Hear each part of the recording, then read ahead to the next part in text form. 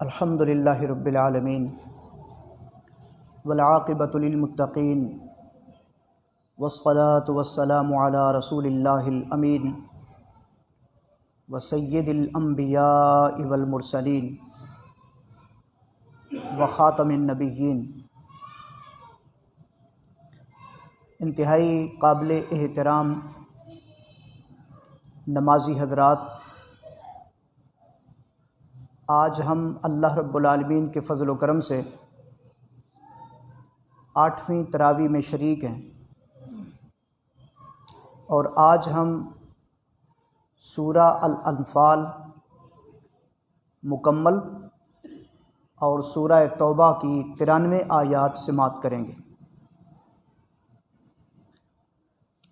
سورہ الانفال نفل سے ہے، اور نفل کا معنی ہوتا ہے زائد، اس لیے فرض کے علاوہ جو ہم نفلی عبادت اللہ رب العالمین کی کرتے ہیں تو وہ چونکہ فرض سے زائد ہوتی ہے، اس وجہ سے اس کو نوافل کہتے ہیں۔ لیکن یہاں الانفال سے مراد مال غنیمت ہے، اور مال غنیمت سے مراد وہ مال ہے کہ جو مسلمانوں اور کفار کے درمیان جنگ ہونے کے نتیجے میں کفار میدان میں چھوڑ کر بھاگ جاتے ہیں، وہ اسلحے کی صورت میں ہو، ان کے زاد راہ کی صورت میں ہو، مجاہدین کے ہاتھ میں آئے، مسلمانوں کے ہاتھ میں آئے، مال غنیمت کہلاتا ہے۔ اس سورہ کے اندر اللہ رب العالمین نے سب سے بڑے اور سب سے پہلے غزوے کا ذکر فرمایا ہے۔ مکہ میں مسلمان مغلوبیت کی حالت میں تھے، جب مدینہ میں آئے تو اللہ رب العالمین نے ان کو غالب کیا۔ سن 2 ہجری 17 رمضان المبارک میں یہ غزوہ پیش آیا۔ کفار مکہ اور مسلمانوں کے درمیان لڑائی ہوئی۔ اس میں مسلمانوں کی تعداد مختلف روایات کے مطابق 313، 315، 317 تک تھی، جبکہ کفار کی تعداد 1000 تھی۔ وہ پوری طرح سے اسلحہ سے لیس بھی تھے اور پوری جنگی تیاری کے ساتھ میدان میں آئے تھے، جبکہ نبی مہربان صلی اللہ علیہ وسلم اور یہ 313، 315 یا 317 کی تعداد میں مسلمان بڑی کم تعداد میں تھے، اور ان کے پاس اسلحہ بھی نہیں تھا، اور پوری طرح سے جنگی ساز و سامان کے ساتھ لیس بھی نہیں تھے۔ لیکن اس کے باوجود اللہ رب العالمین نے مسلمانوں کو فتح عطا فرمائی، اور اس جنگ کے موقع پر، اس غزوے کے موقع پر اللہ رب العالمین نے فرشتے نازل فرمائے، اور وہ باقاعدہ مسلمانوں کے شانہ بشانہ آ کر لڑے بھی ہیں، مسلمانوں کو حوصلہ افزائی بھی ہوئی ہے۔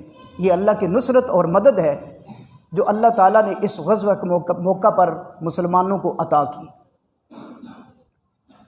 نبی مہربان صلی اللہ علیہ وسلم نے اس موقع پر اپنے اللہ سے رو رو کر دعائیں کی، اور یہ کہا کہ اللہ رب العالمین، یہ مٹھی بھر لوگ جنہیں میں میدان جنگ میں لے کر آیا ہوں، اگر آج ان کا نام و نشان مٹتا ہے تو اللہ رب العالمین اس سرزمین پر آپ کا نام لیوا کوئی بھی باقی نہیں رہے گا۔ اللہ رب العالمین نے مسلمانوں کو فتح عطا کی۔ 70 کفار مارے گئے اور 70 ہی گرفتار ہوئے، جبکہ مسلمان شہداء کی تعداد 14 تھی۔ اس غزوہ بدر میں ہمارے لیے کئی سارے دروس ہیں۔ جب یہ 70 گرفتار ہو کر آئے تو اللہ کے رسول صلی اللہ علیہ وسلم نے ان کے بارے میں مشاورت کی کہ ان کے بارے میں کیا کرنا چاہیے۔ مسلمانوں میں موجود کبار صحابہ کرام نے اپنا اپنا مشورہ دیا کسی نے یہ کہا کہ ہر ایک کو اس کے حوالے اس کا رشتہ دار کر دینا چاہیے، وہ خود اس کی گردن اڑا دے۔ ایک رائے یہ تھی کہ ان سے فدیہ لے لیا جائے اور انہیں آزاد کر دیا جائے۔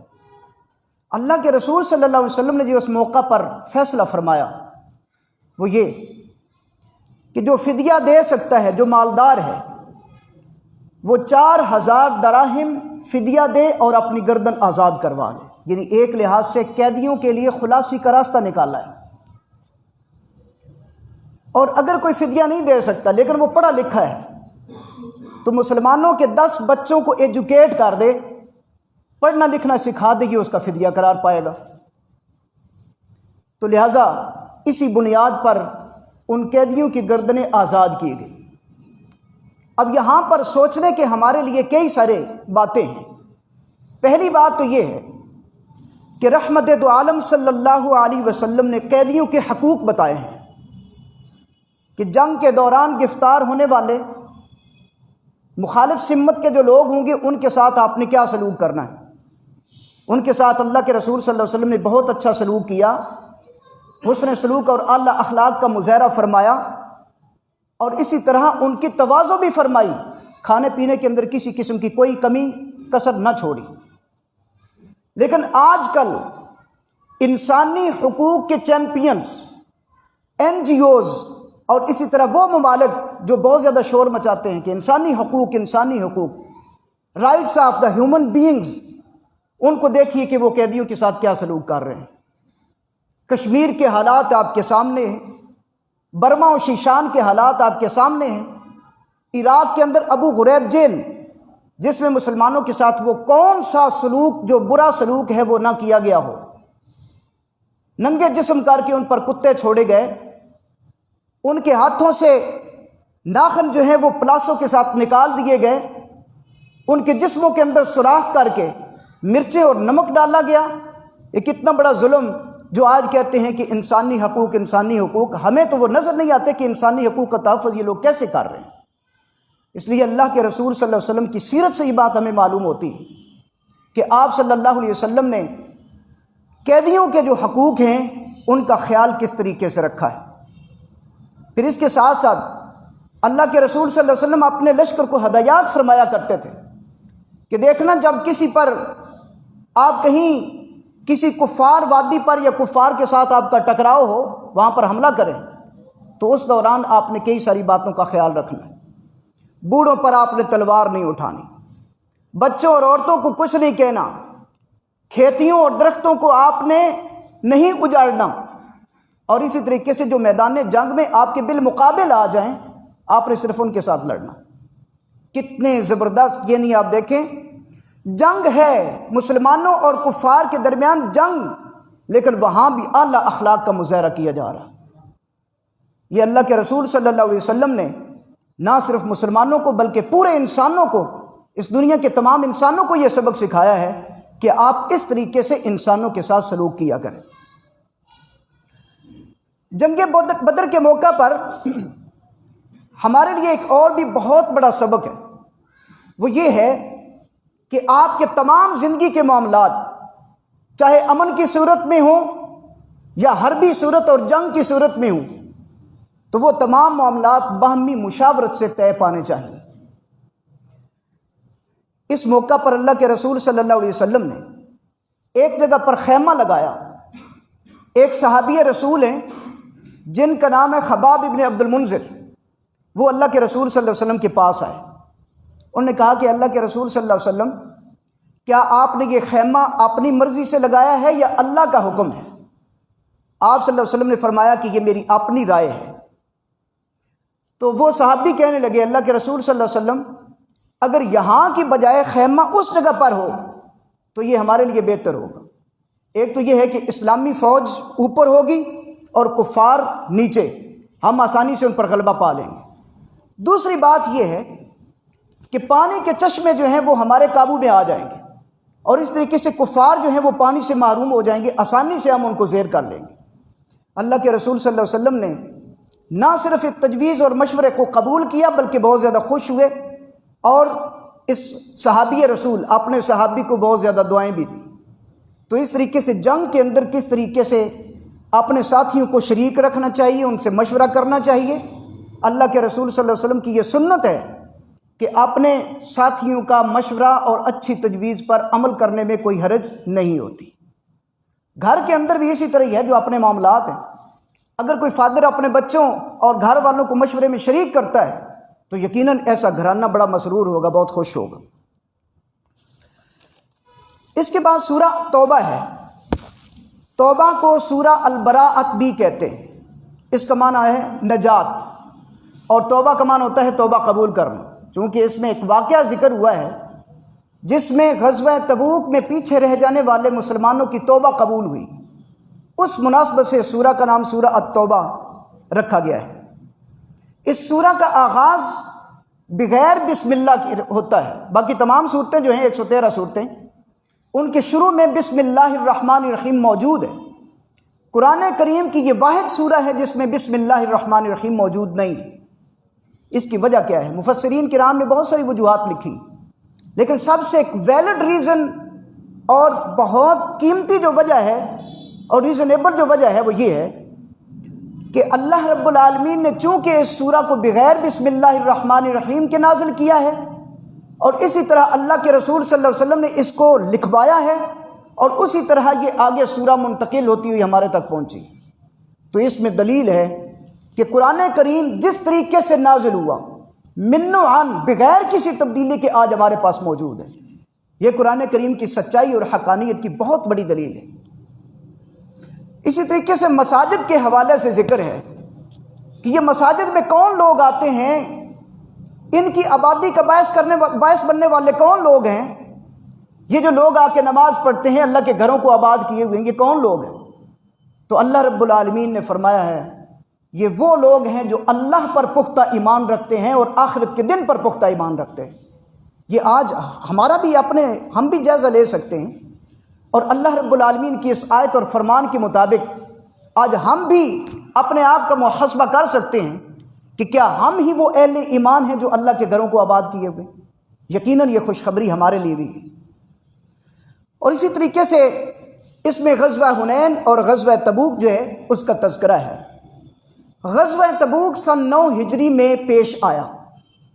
اللہ کے رسول صلی اللہ علیہ وسلم کو جب پتہ چلا کہ نام نہاد سپر پاور کیسر روم وہ مدینہ پر حملہ کرنا چاہ رہے ہیں اور لاکھوں کا لشکر لے کر مدینہ پر چڑھائی کرنا چاہ رہے ہیں، اللہ کے رسول صلی اللہ علیہ وسلم نے صحابہ کرام کو ان سے مشورہ کیا، لہٰذا ان لوگوں نے کوئی تھوڑی سی پس و پیش اور کمزوری دکھانا چاہی، کیونکہ فصلوں کا موسم تھا، فصلیں بالکل پکی ہوئی تیار تھیں، ان کے کاٹنے کا موسم تھا، لہذا انہوں نے پیچھے رہنے کو ذرا تھوڑا سا ترجیح دی۔ لیکن اللہ کے رسول صلی اللہ علیہ وسلم نے ان کو خبردار کیا کہ اگر تم پیچھے رہتے ہو تو تمہارے ایمان میں شک ہوگا، لہذا 30,000 کا لشکر تیار ہو گیا۔ اب یہ اللہ کے رسول صلی اللہ علیہ وسلم کے ساتھ تبوک کی جانب روانہ ہوئے۔ اس موقع پر اللہ کے رسول صلی اللہ علیہ وسلم نے جنگ کی تیاری کے لیے چندے کی اور فنڈنگ کی اپیل فرمائی۔ اب اس موقع پر آپ صحابہ کرام کا جو جذبہ ہے وہ دیکھیے گا، میں مختصراً اس کو آپ کے سامنے بیان کر دیتا ہوں۔ ابو بکر صدیق رضی اللہ تعالیٰ عنہ گھر میں گئے، گھر کا سارا سامان اٹھا کے اللہ کے رسول صلی اللہ علیہ وسلم کے پاس لے کر آ گئے۔ عمر فاروق رضی اللہ تعالیٰ عنہ گھر گئے اور گھر کا آدھا سامان رسول اللہ صلی اللہ علیہ وسلم کی خدمت میں پیش کر دیے۔ عبد الرحمن ابن عوف رضی اللہ تعالیٰ عنہ گھر گئے، جتنا سونا درہم دناہر ان کے پاس دینار موجود تھے انہوں نے رسول اللہ صلی اللہ علیہ وسلم کی خدمت میں آ کر پیش کر دی۔ اللہ کے رسول صلی اللہ علیہ وسلم نے پوچھا کہ عبد الرحمن یہ کتنے ہیں، یہ جو تھیلیاں بھر کر آپ لائے ہیں؟ انہوں نے کہا اللہ کے رسول صلی اللہ علیہ وسلم مجھے جو کچھ ملا میں اٹھا کر لے آؤں، واللہ میں نے گنا نہیں، کیونکہ اللہ رب العالمین بغیر شمار کیے جب مجھے عطا کر رہا ہے تو میں اس کو گن کے اللہ کے راستے میں کیوں دوں۔ اور اسی طرح عثمان غنی رضی اللہ تعالی عنہ انہوں نے سینکڑوں کی تعداد میں اونٹ اور گھوڑے لا کر پیش کر دی۔ یہ کیا ہے؟ یہ جو جذبہ ہے، سارے کا سارا سامان اٹھا کر صحابہ کرام اللہ کے رسول صلی اللہ علیہ وسلم کے حوالے کر رہے ہیں۔ یہ وہ ایمانی کیفیت ہے جس کو ہم اعلیٰ ترین ایمانی کیفیت کا نام دے سکتے ہیں، اس سے اوپر ایمان نہیں ہے کہ سارا سامان ہی اٹھا کے اللہ کے رسول صلی اللہ علیہ وسلم کے حوالے کر رہے ہیں۔